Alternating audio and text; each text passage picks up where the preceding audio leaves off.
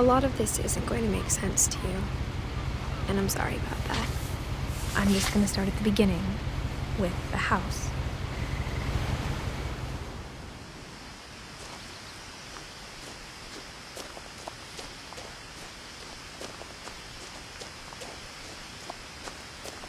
I lived here until I was 11, but I wasn't allowed inside half the rooms.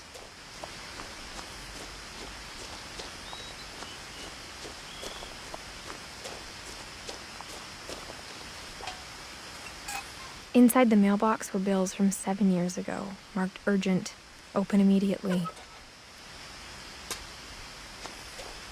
I hadn't been back since my brother Lewis's funeral.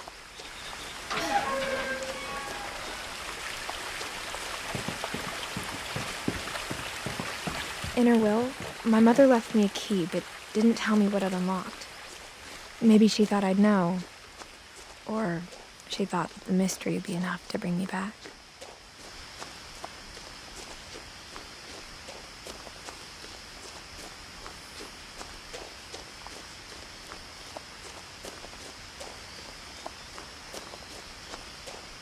No one had driven this way in a long time, but I saw a few hoof prints.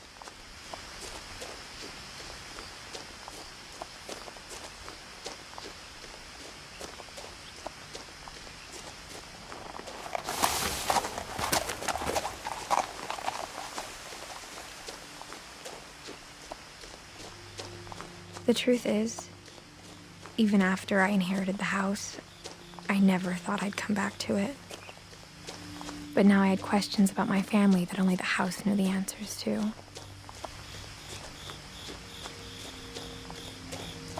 The house was exactly like I remembered it, the way I'd been dreaming about it.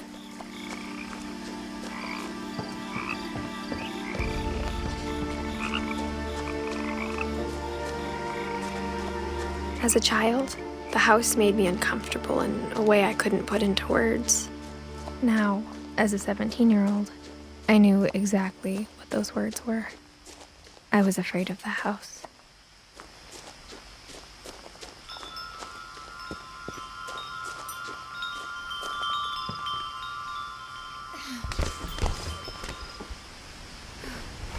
Crawling through the doggy door used to be a lot easier when I was 11.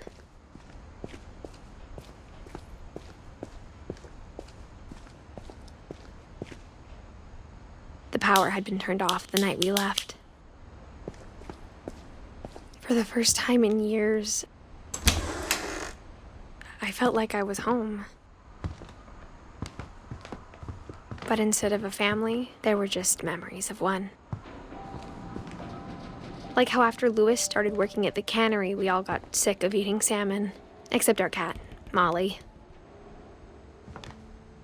Or how only one restaurant would deliver to our house. So we had Chinese a lot.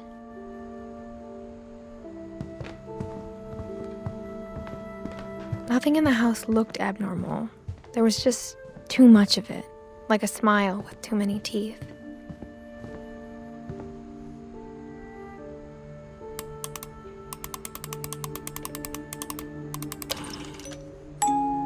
Great-Grandpa Sven built a music box for Barbara, along with the rest of the house. Mom always told me to stay out of the basement, so I wasn't too surprised when the key didn't fit.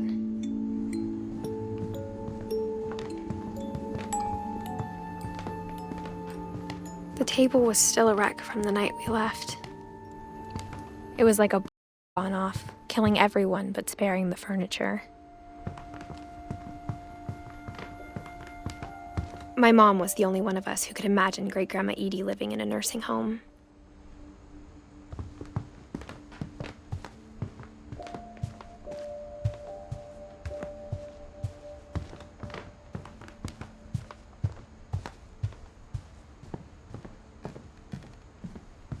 A lot of things got left behind in the whirlwind of that last night.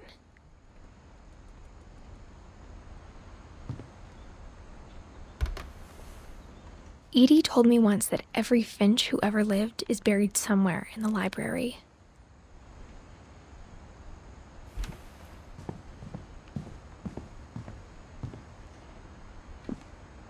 After Milton disappeared, Mom sealed up all the bedrooms. Then Edie retaliated and drilled peepholes.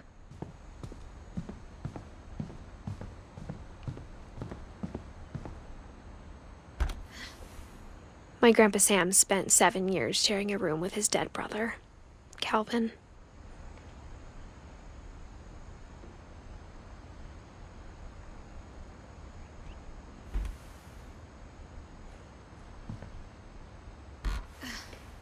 As a kid, I just assumed every house had peepholes and sealed rooms you weren't allowed inside of.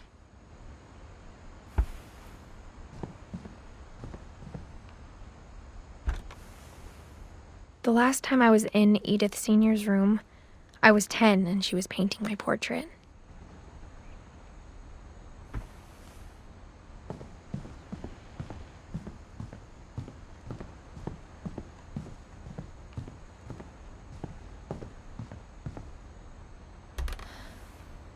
Molly always seemed like a girl I could imagine being friends with, if she hadn't died in 1947.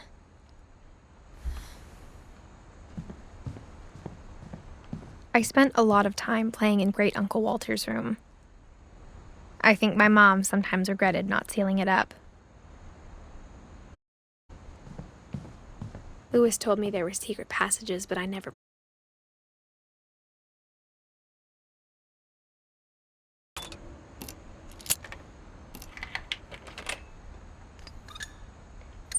Turns out, my mom was really good at keeping secrets.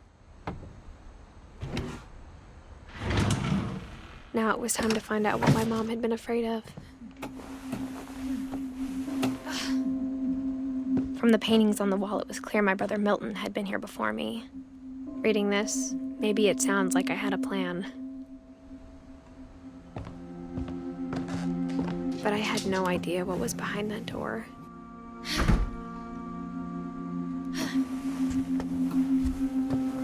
Just like I had no idea where all this was gonna lead.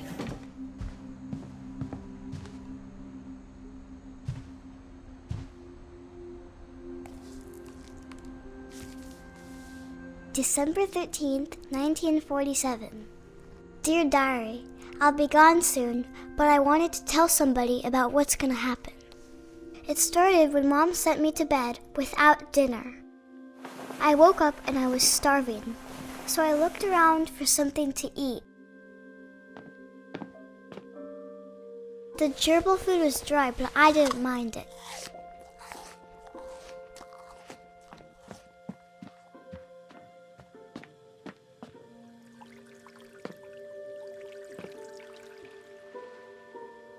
I thought about eating Christopher, but I held back.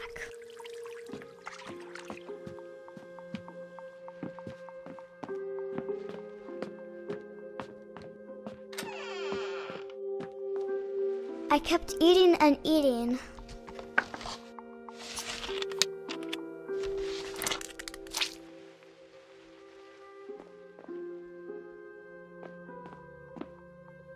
I ate a lot of things that night.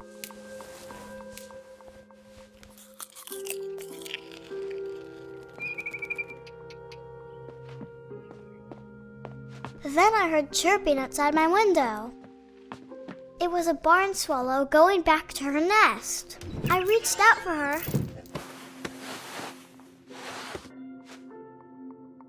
And suddenly, I was a cat.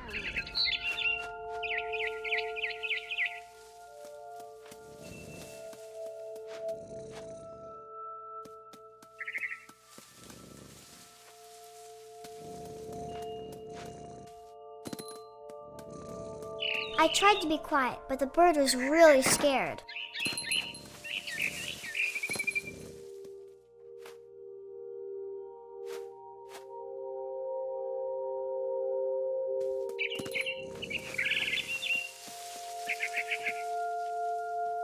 Mom and Dad didn't even look at me.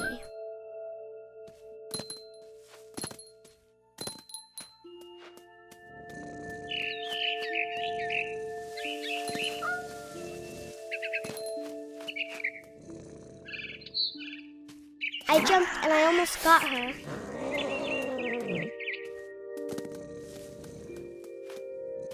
I could tell she was getting really tired.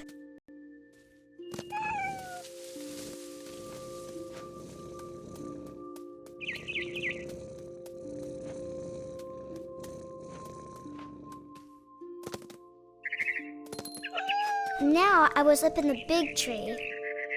I promised Dad I wouldn't climb it anymore. All I cared about was eating that mama bird.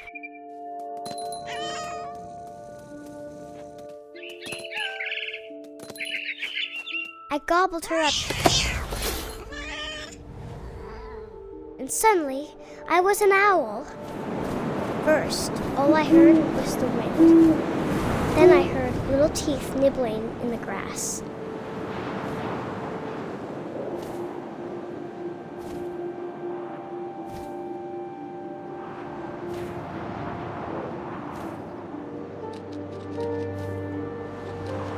Rabbits.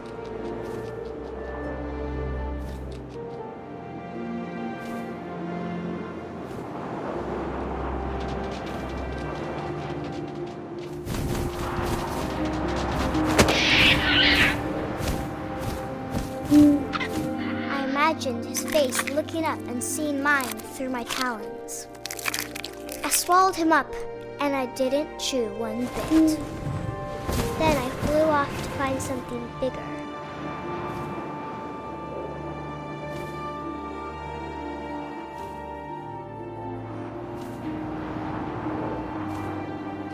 A mama rabbit.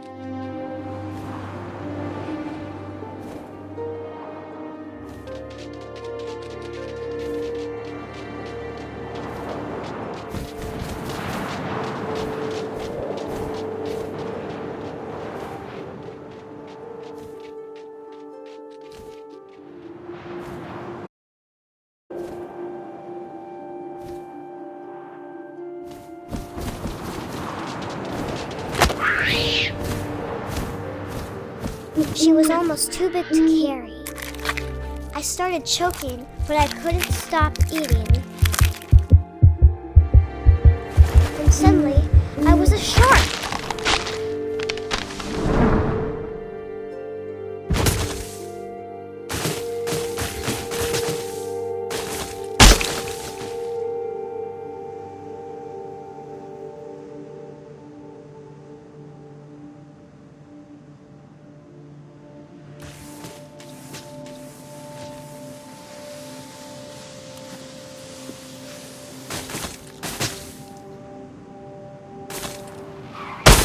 I rolled off a cliff and into the ocean.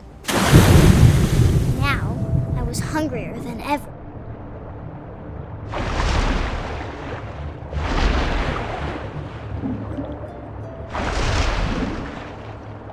I wanted fat, juicy seals.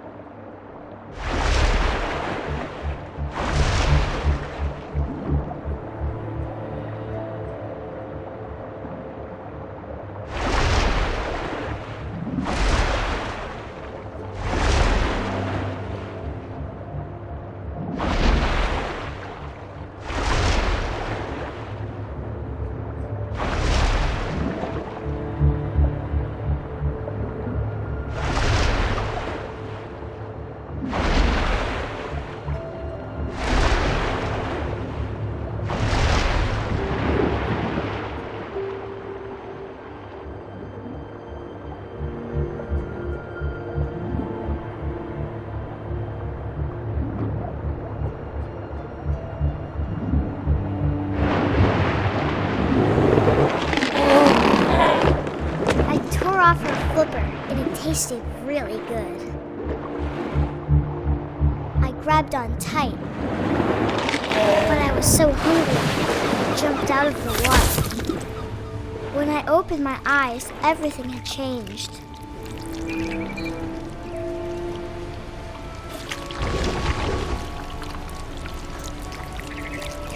Now I was a monster, and I smelled people everywhere.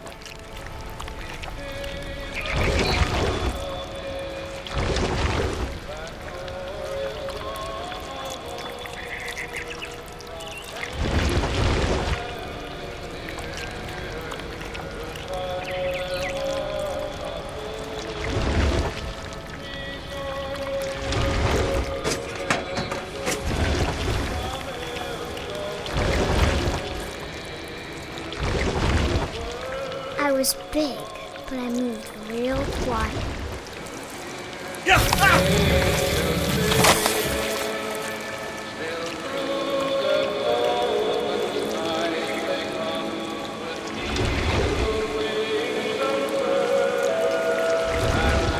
I wanted to stop, but also I didn't.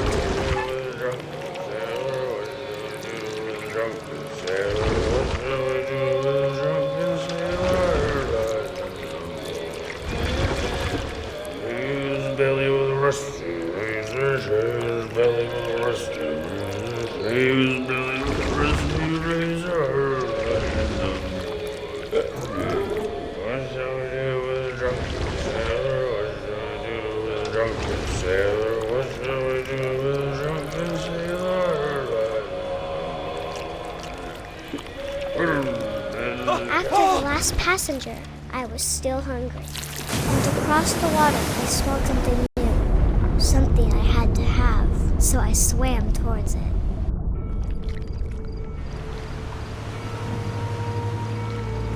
I slithered onto the sand, and the good smell went into an old pipe.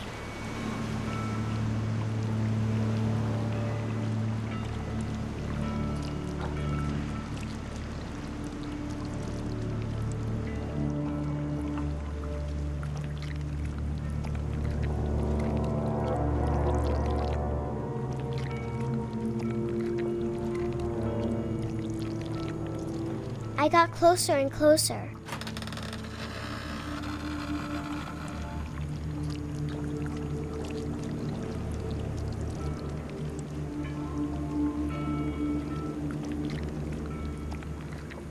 All of my stomach started growling. And suddenly, I was me again. I held my breath for a long time, but I couldn't hear anything. I think it's waiting for me to fall asleep. But it's not going to wait much longer. It needs to feed, and we both know I will be delicious.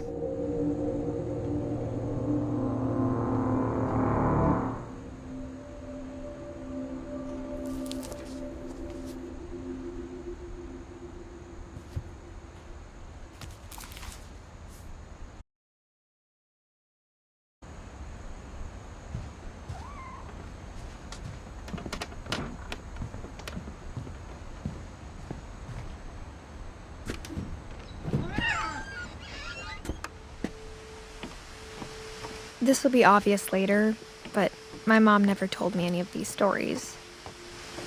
Edie would have, but Mom didn't like bringing up the past.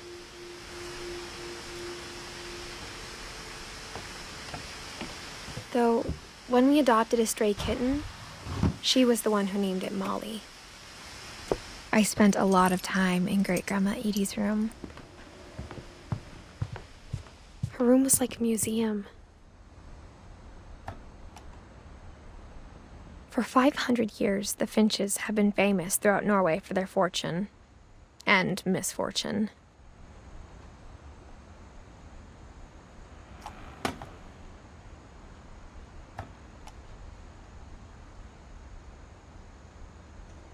Odin Finch buries the latest victims of the family curse, his wife Ingeborg and their newborn son, Johan. On January 7th, 1937, he set sail with his family and his house, hoping to leave the curse behind. But 40-foot waves off the coast of Washington send the house and Odin to the bottom of the sea. Odin's daughter Edith, with husband Sven and baby Molly, step ashore on their new home, Orcas Island. Odin Finch is the first to be buried in the new family cemetery. His daughter Edie is already dreaming of a new Finch house.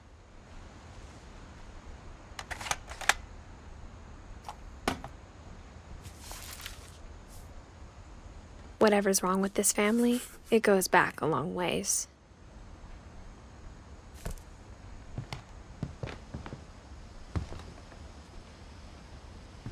Edie knit me a new pair of gloves every year, just in time to replace the old ones. Louis died a week before we left, but Edie had already started to memorialize him. She didn't.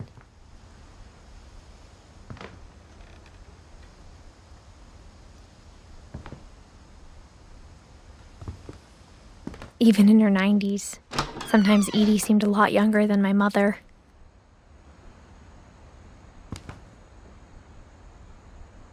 The only trace Grandpa Sam's first wife, Kay, left on the house was the pink bathroom. It was a pretty big trace.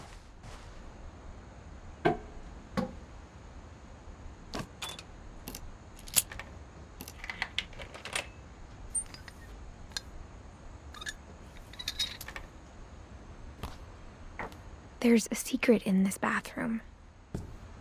It's in the last place you would look. It isn't in the cupboard. It's hidden in this book.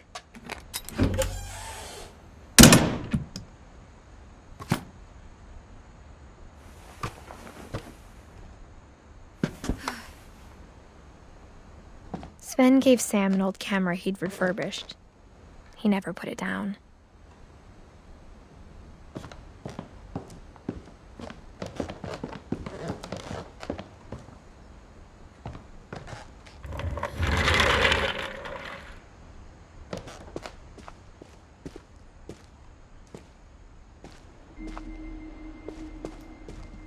I knew Grandpa Sam had a twin,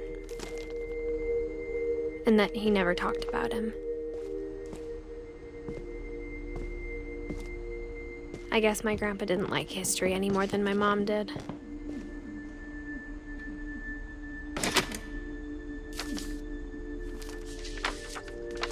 How I Want to Remember My Brother by Sam Finch.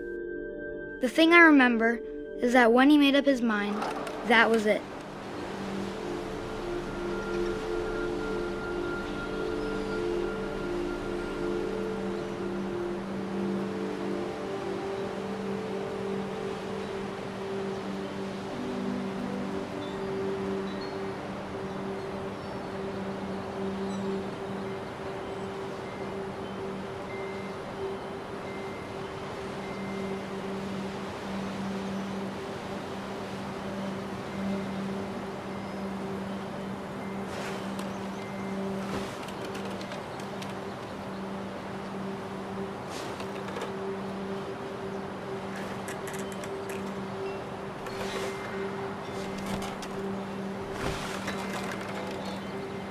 My brother said he'd die before he ate another mushroom, and he did. At Barbara's funeral, we swore we'd never be afraid again, and he wasn't. I think Calvin always wanted to fly. Sam! Calvin! Dinner's ready! Coming! But that day, he finally made up his mind to do it. I told him going around was impossible. Maybe if I hadn't said that. Calvin! I'm not going to tell you again! Maybe if the wind hadn't picked up. Then maybe he'd still be here. But I doubt it.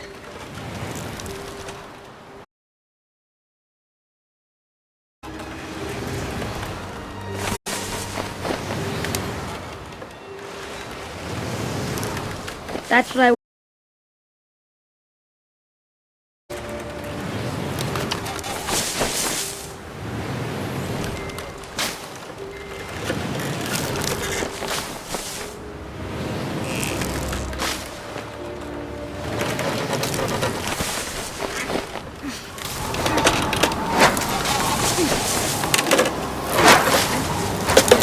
The day he made up his mind to fly.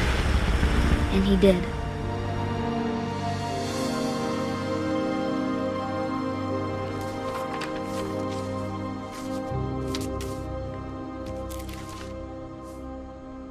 Calvin's story felt strangely familiar.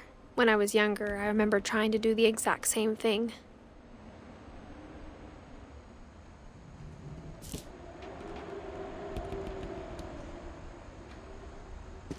After the funeral, Edie roped off Calvin's half of the room.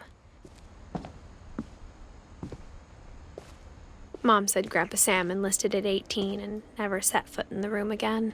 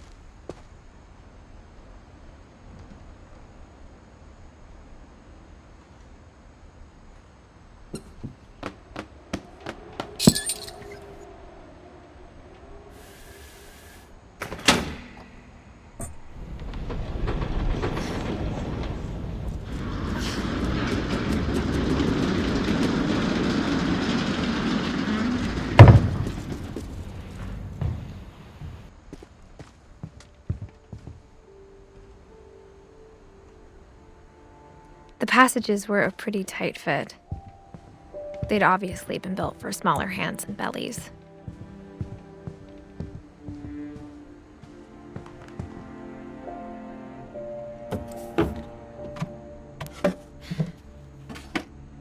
Growing up, I always thought of Barbara as a child star. I never thought about how hard it must have been for her afterwards.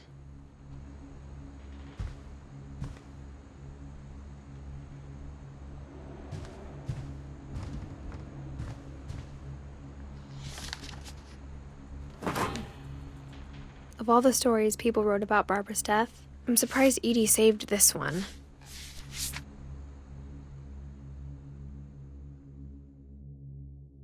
Old Jack here with another ghastly tale inspired by America's most unfortunate family.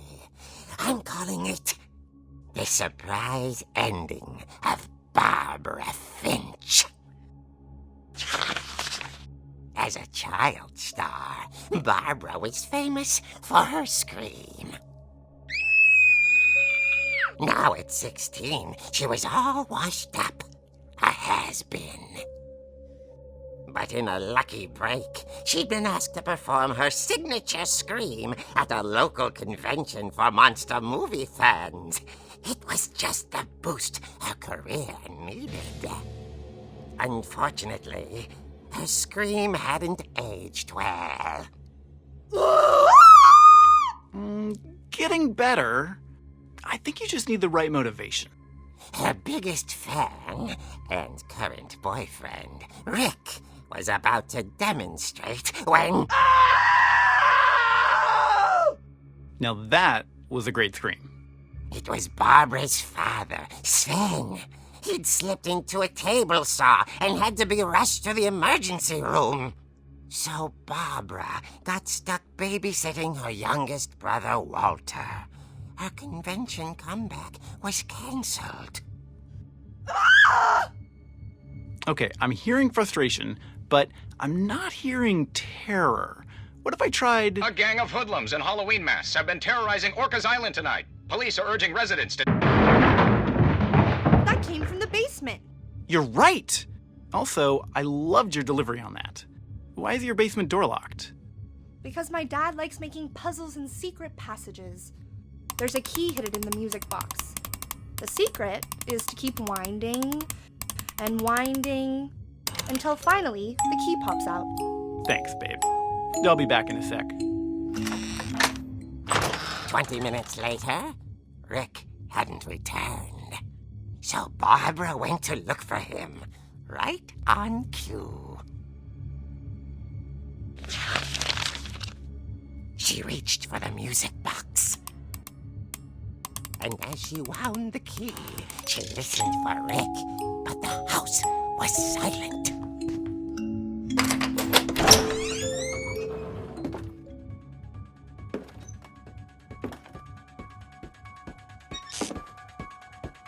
She found Rick's crutch and imagined the worst.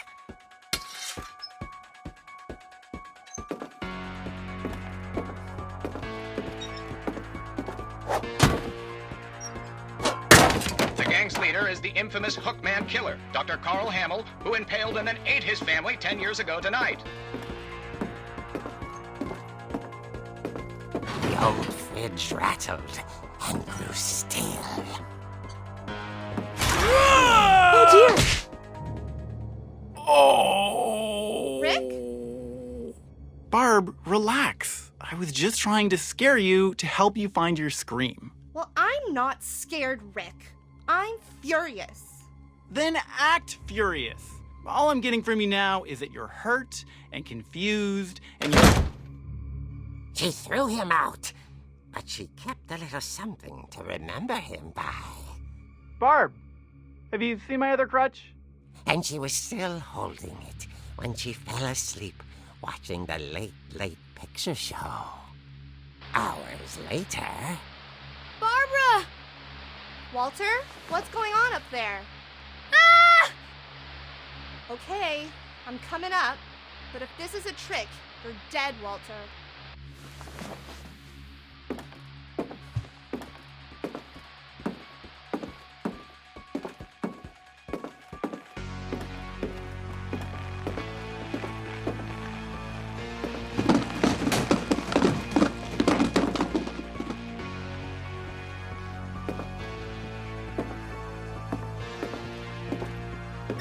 Walter, are you there? Walter had vanished, but his bedside radio was still on. Orcas Island police describe the man as 6 feet tall, with a steel hook for a hand. Residents are urged to lock all doors and windows and notify the police of any suspicious activity. Barbara turned, saw the Hookman, and was speechless. He was quite smashing. And who he was, he couldn't get enough of Barbara. Okay, Barbara, there's gotta be another way out of here. That night, she played her part beautifully.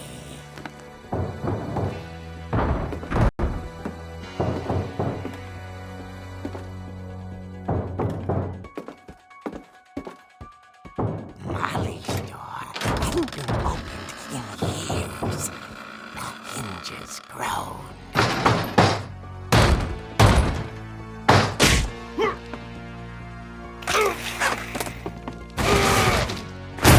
He wasn't moving, but she sensed the story might not be over yet.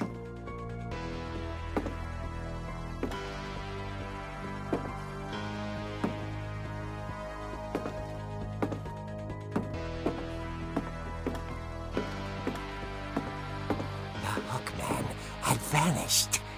She listened for his breathing, but all she heard was...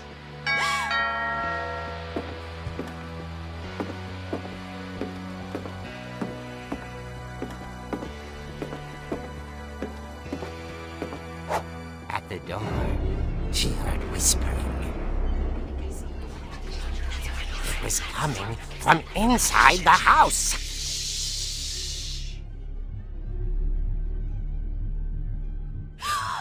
Oh dear.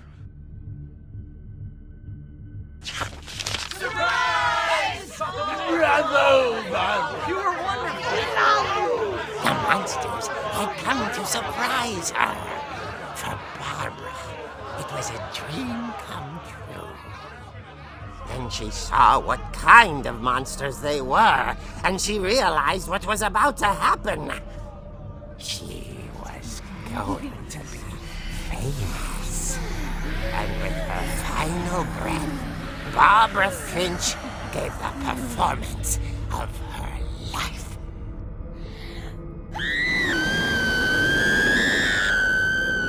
I wasn't there myself, but I hear Barbara was magnificent. Poor girl. She had a taste for stardom. But unfortunately, so did her fans. Of course, the police blamed it all on poor Rick, who disappeared the same night. And little Walter?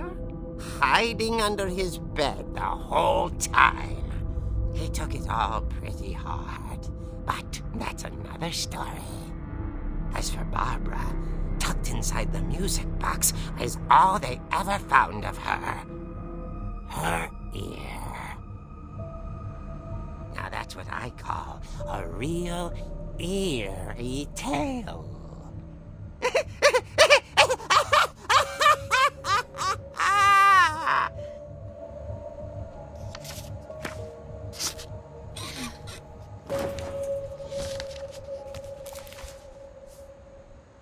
Edie told me all Barbara wanted was to be remembered, as absurd as that comic was. Maybe what Edie saw was a happy ending.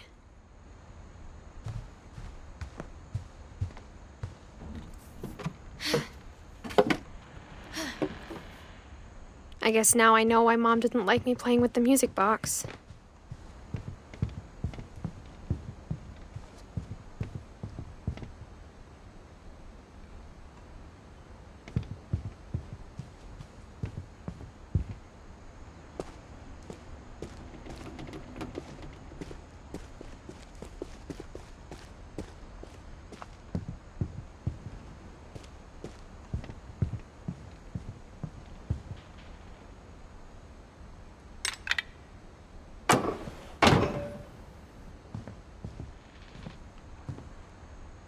Edie's father, Odin, built the original house.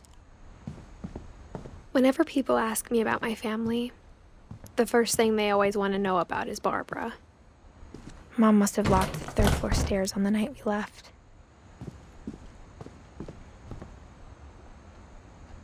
It's funny. All those times I played with the music box and never found the basement key.